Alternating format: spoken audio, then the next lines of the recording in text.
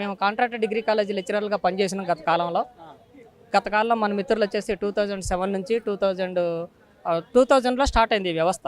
ఆ తర్వాత మేమందరం కూడా 2009లో త్రూ ఆర్జేడీ రిక్రూట్మెంట్ ద్వారా మేమందరం కూడా రోస్టర్ ప్రకారం రిక్రూట్మెంట్ అయిన వాళ్ళం.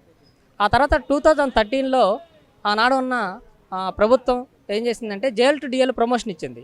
ప్రమోషన్ ఇవ్వడం వల్ల చాలామంది కూడా ఉద్యోగ అవకాశాలు కోల్పోవడం జరిగింది. Not only 2013, 2014 after Telangana, before Telangana 16, 17తో కూడా పోయింది. ఆనాడు ఏం చేశారంటే ఎవరైతే డిస్టర్బ్ అయ్యారో వేకెన్సీ ప్రకారం రిక్రూట్మెంట్ అనేది ఇవ్వడం అనేది జరిగింది డిస్టర్బ్ అయిన వాళ్ళకి. తర్వాత గవర్నమెంట్ వచ్చిన తర్వాత, తెలంగాణ రాష్ట్రం వచ్చిన తర్వాత 2014 తర్వాత బిఫోర్ డిస్టర్బ్ అయిన వాళ్ళని అసలు పట్టించుకోలేదు.